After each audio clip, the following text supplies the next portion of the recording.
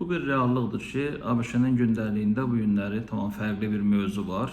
Söhbət İranla yaşanan gərginlikdən gedir, müharibə vəziyyətindən gedir. Amma eyni zamanda ABŞ-Azərbaycan münasibətlərinə diqqət edəndə Azərbaycan üçün, rəsm başı üçün 907-ci düzəlişin ləğvi olduqca önəmli məsələdir. Ötən ilin avqustunda Azərbaycan və ABŞ liderləri arasında keçirilən çox yüksək səviyyəli görüş və əldə olunan razılaşmalar, imzalanan sənədlər, ardınca Azərbaycan və ABŞ arasında imzalanan məlum xartiyanın özü hesab edirəm ki, münasibətlərin daha da irəli aparılması üçün əlverişli imkanlar yaradır. Xüsusilə də Biden-Blinken administrasiyası dövründə Azərbaycanla tarixin ən pis münasibətlərin olduğunu nəzərə alsaq, Trump administrasiyasının bu fürsətdən istifadə etməsi və Azərbaycana qarşı 1992-ci ildən tətbiq olunan bu ədalətsiz qərarın yalnız dayandırılmasını deyil, bütövlükdə ləğvi istiqamətində də bütün imkanlar işə salınmalıdır və məntiqi sonluğa gətirib çıxarılmalıdır. Bu məsələ Azərbaycan dövlət başçısının da xüsusilə diqqətini hər zaman cəlb edən və keçirdiyi görüşlərdə də xüsusi vurğuladığı bir mövzudur.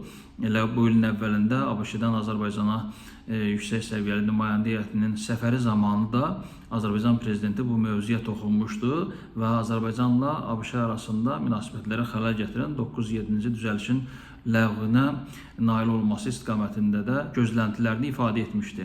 Eyni zamanda prezident köməkçisi Hikmət Hacıyevin də keçirdiyi görüşlərdə bu məsələlərin ortadan qaldırılması üçün iradəyə ehtiyac olduğu diplomatik yolla nəzərə çatdırılmışdı və vurğulanmışdı ki, konqresmenlərin bəzilərinin Azərbaycan və ABŞ arasında münasibətlərə xələl gətirmək istiqamətində cəhdlərin özü də heç şübhəsiz ki, diqqətdən kənarda qalmır və o da məlumdur ki, 907-ci düzəlişin bütövlükdə Konqres tərəfindən ləğv olunmamasının səbəbkarı da məhz erməni lobbisinin yenə də müəyyən məsələlərə müdaxilə imkanları və eyni zamanda ABŞ-da Azərbaycana qarşı məlum bəlli siyasəti olan çevrələrin olmasıdır.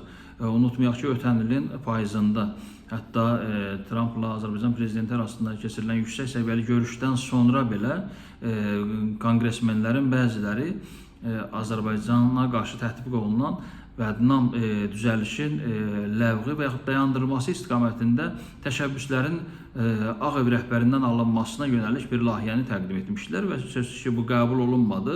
O da Azərbaycanın mövqeyinə olan bəlli mövcud administrasiyanın münasibətindən irəli gəlirdi. İndiki situasiyada ümumiyyətlə belə bir düzəlişin, sənədin olması, hətta fəaliyyətin dayandırılması halında belə nonsensdir, ədalətsizlikdir.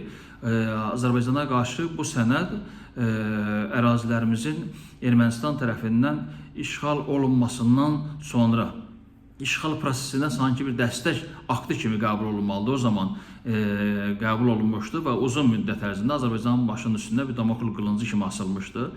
Sonraki dönəmdə, xüsusilə də ABŞ-də məlum 11 sentyabr terrorundan sonra Azərbaycanın üzərindən Əfqanistana bir yüklərin daşınması, hərbi dəstəyin verilməsi istiqamətində fəaliyyətlə əlaqədar olaraq Ağ administrasiyası bu düzəlişin fəaliyyətinin dayandırılmasına qərar vermişdi. Amma yenə Biden administrasiyası bu ədalətsiz qərarı fəaliyyətindən yaşıl işıq yandırmışdı. Lakin Donald Trump ötən il bu ədalətsizliyi qismən ortadan qaldırdı. Amma siyasi iradə mövcuddur. İki ölkə arasında əlaqələr yüksək səviyyədə inkişaf edir. Eyni zamanda statistikaya görə Azərbaycan və ABŞ arasında ticarət dövriyyəsi cari ilin əvvəlindən etibarən 2 dəfədən artıq artmaqdadır. Üstəlik də həmin düzəlişdə iddia olunduğu məqamlar ki var idi. Güya Azərbaycan Ermənistanı blokada şəraitində saxlayır. Amma hazırki dövrdə Ermənistan məhz Azərbaycanın açdığı tranzit yol hesabına, eyni zamanda Azərbaycanla ticarət əlaqələri hesabına ayaqda durmağa nail olmaqdadır. Bu Ermənistan rəhbərliyi tərəfindən də dəfələrlə bildirilib, Azərbaycana ünvanlı təşəkkürlər ifadə olunub. Sülh prosesi var, ABŞ-nin də mövcud olduğu bir layihə, bu tarixi proses işə salınıb və iki ölkə arasında əlaqələrin qurulması, sərhədlərin dəqiqləşdirməsi istiqamətində proses gedir. Eyni zamanda məlum Zəngəzur dəhlizi trip marşrutu üzrə prosesin də məntiqi sonluğa çatdırılması istiqamətində tərəflərin mövqeləri bəllidir. Azərbaycan bu işi öz ərazisində yekunlaşdırmaq üzrədir və Ermənistan da ilin yarısından etibarən artıq bu istiqamətdə tikintiyə başlayacağı ABŞ-ın tikinti şirkətlərinin iştirakı ilə, mütəxəssislərinin iştirakı ilə. Belə olduğu təqdirdə 907-ci düzəlişin olmasının özü qəbul olunmazdır. Bu Azərbaycanın hər hansı bir ölkənin heç şübhəsiz ki yardımına ehtiyacı yoxdur. Bunu torpaqlarımızın işğaldan azad olunması zamanında Azərbaycan dövləti sübut etdi. Eyni zamanda Qarabağın, Şərqi Zəngəzurun sürətli şəkildə tikilməsi, infrastrukturun yaradılması, böyük qayıdışın həyata keçirilməsi prosesində də Azərbaycan dövləti öz gücünü, qüdrətini, iqtisadi imkanlarını bütün dünyaya sərgilədi. Belə olduğu təqdirdə biz hansısa bir ölkədən yardım gözləmirik. Amma belə bir sanki bir qırmızı yaxud da sarı vərəqənin göstərilməsi halında dondurulmuş olsa da belə ABŞ-yə yaxın ölkələr, yaxud da ABŞ-nin patronajlığı altında mövcud olan paytaxtların da Azərbaycanda bir məsafə saxlamasını biz müşahidə edə bilərik. Digər tərəfdən administrasiyaların dəyişdirilməsi halında, deyək ki, növbəti dəfə Biden administrasiyasının sələfinin iş başına gəlməsi halında növbəti dəfə Azərbaycan və ABŞ münasibətlərinə xələl gətirə bilən bir prosesə rəvac verilə bilər. 907-ci düzəlişin yenidən fəaliyyətinə yaşıl işıq yandırıla bilər ki, bu da yaranmış hazırki situasiyada Azərbaycanın həm də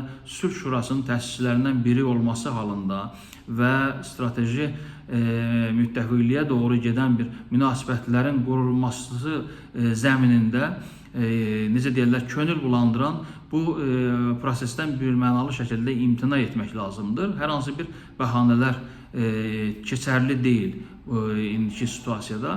O mənada hesab edirəm ki, nəhayət ki, Ağ Ev administrasiyası özündə siyasi iradə toplayıb, qarşıdakı maneələrin ortadan qaldırılması halında həm də konqresdəki respublikaçıların imkanları və Azərbaycana dost normal münasibətlər sərgiləyən təmsilçilərin ortaya qoyduğu iradə hesabına bu ədalətsiz qərarın ortadan qaldırılmasına qərar verəcəklər. Hər halda bunu gözləməkdə kifayət qədər haqqımız var. Belə bir ədalətsizliyin ortadan qaldırılması 4 BMT Təhlükəsizlik Şurasının qətnamələrinin icrası qədər Azərbaycan üçün hesab edirəm ki, önəm kəsb edən bir məsələdir. Bu beynəlxalq hüquqa hörmət əlaməti olardı. Hər halda biz bu ədalətin bərqərar olmasını gözləyirik.